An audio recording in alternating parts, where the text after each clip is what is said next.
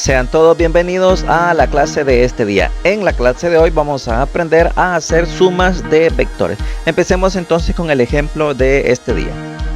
El ejemplo dice así: suma los vectores cuyos elementos se dan a continuación. Muy bien, nos entregan el vector A con componente en X de 5 newton y con componente en Y de 10 newton.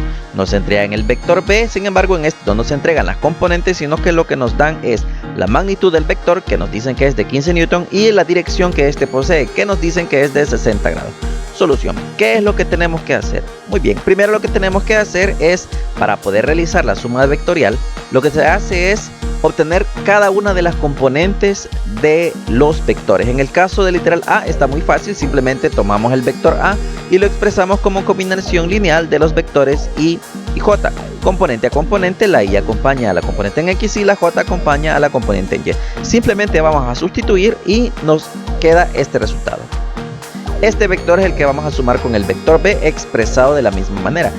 Pero para el vector B es diferente, porque el vector no nos dan las componentes, sino que nosotros tenemos que encontrarla.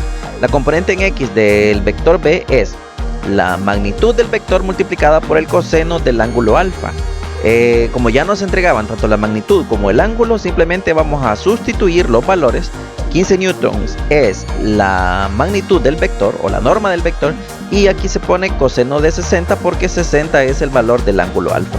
Simplemente evaluamos en nuestra calculadora 15 por coseno de 60, claro, debidamente configurada en grados, y nos da un valor de 7.5 newton. Esa es la magnitud del componente en X. Vamos entonces para la componente en Y, siempre del vector B.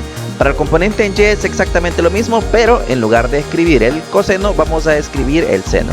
Vamos a sustituir los valores, la magnitud de 15 newton, el ángulo de 60 grados, y de nuevo evaluamos en la calculadora y nos da un valor de 12.9903 newton. Ya tenemos entonces la componente en X y tenemos entonces también la componente en Y. ¿Qué es lo que sigue? Bueno, expresar a B como combinación lineal de los vectores I y J. Ya sabemos, el I acompaña a la componente en X y la J acompaña a la componente en Y. Vamos a sustituir entonces y tenemos el resultado final. Muy bien, esto está ya expresado. El vector B está expresado como combinación lineal de los vectores I y J, por tanto procedemos a sumar. ¿Cómo vamos a sumar? Bueno, muy fácil, recordemos esto.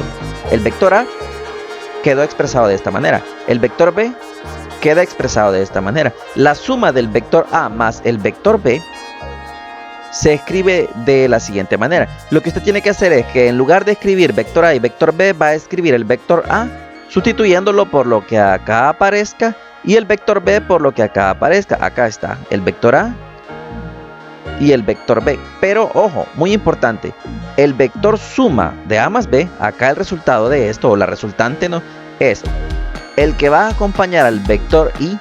Ahora va a ser la suma, puesto que es la suma la que me piden calcular, de la componente en X del vector A más la componente en X del vector B, más, y aquí en la componente en Y del vector suma, ¿quién va a ir? La componente en Y del vector A más la componente en Y del vector B. Eso es muy importante. Esta fórmula ya fue vista en un video anterior en donde les mostraba cómo realizar la suma de vectores. Muy bien, dicho esto, simplemente lo que tenemos que hacer es sustituir los valores que hace un momento les mostraba, estos que están acá arriba, los voy a sustituir acá, y ahora el resultado que obtenemos es el siguiente, este que se muestra acá en pantalla.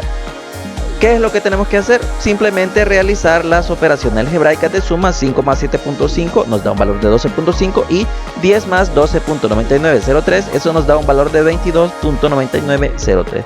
Y hemos terminado con la suma de dos vectores, ¿sí? Hasta acá quedamos entonces con el video. Espero que lo haya aprovechado y en general cualquier suma de vectores se hace de este modo. Espero que les haya sido de utilidad. Bendiciones.